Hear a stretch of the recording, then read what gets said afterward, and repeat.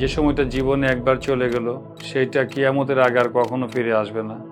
সময়ের সঠিক ব্যবহারের মাধ্যমে আমরা আমাদের জীবনকে পরিবর্তন করতে পারি, নিজেকে একজন অনন্য মানুষের রূপান্তরিত করতে পারবেন।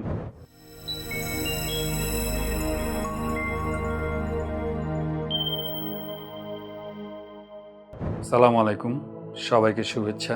এই পৃথিবীতে একটা জিনিস আল্লাহ তাআলা ধনী গরিব, শিক্ষিত অশিক্ষিত, সেলিব্রিটি সাধারণ, রাস্তার ফকির, বিশ্বের সব থেকে বড় লোক, একটা জিনিস আল্লাহ তাআলা সবাইকে সমানভাবে বন্টন করেছেন, সেটা হচ্ছে সময়। এই সময়ের সঠিক ব্যবহার দ্বারা কেউ সাধারণ থেকে সাধারণ হয়ে যাচ্ছে, আবার কেউ সাধারণ থেকে অসাধারণ হয়ে যাচ্ছে। আমরা ছোটবেলা থেকেই টাকার ইম্পর্টেন্সই শুনতে শুনতে টাকাকে গুরুত্ব দেই, টাকাকে আমরা প্রটেক্ট করি, টাকাকে আমরা ভোল্টে রাখি।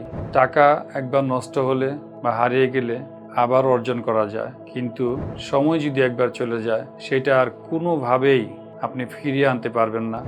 যে সময়টা জীবনে একবার চলে গেল সেইটা কিয়ামতের আগে আর কখনো ফিরে আসবে না। সময়কে কেউ কিনতে পারে না, সময়কে কেউ স্টোর করতে পারে না, সময় কারোর জন্য বসে থাকে না। সময়কে শুধু সময়ের সাথেই ব্যবহার করতে হয়।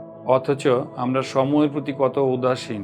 আমরা যদি সময়কে সঠিকভাবে ব্যবহার করতে পারি, আমরা যদি সময়কে গার্ড দিতে পারি, যে সমস্ত কাজ আমার কোনো উপকার আসে না সেই কাজগুলো যদি আমরা পরিত্যাগ করতে পারি, সময়ের সঠিক ব্যবহারের মাধ্যমে আমরা আমাদের জীবনকে পরিবর্তন করতে পারি।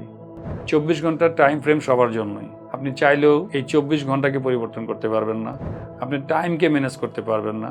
আপনি যেটা পারবেন, আপনি আপনার কাজকে ম্যানেজ করতে পারবেন।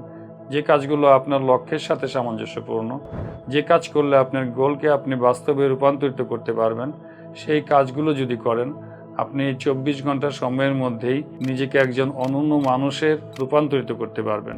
আপনি এই সময়ের সঠিক ব্যবহারের মাধ্যমেই উন্নতি করতে পারবেন। আপনার জীবন সফলতায় ভরে যাবে। আপনার জীবনে আপনি মনের সকল স্বপ্নকে পুরা করতে পারবেন।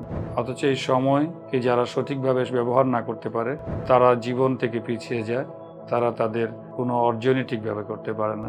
So time is only commodity that never back. আপনি যে সময়টা চলে গেলে এটা জীবনে আর ফিরে পাবেন না। সুতরাং সময়ের সঠিক ব্যবহার করা উচিত। সময়কে পরিপূর্ণভাবে যদি আমরা ব্যবহার করতে পারি, তাহলে আমাদের জীবনে সফলতা আসবে। Thank you so very much. আল্লাহ হাফেজ।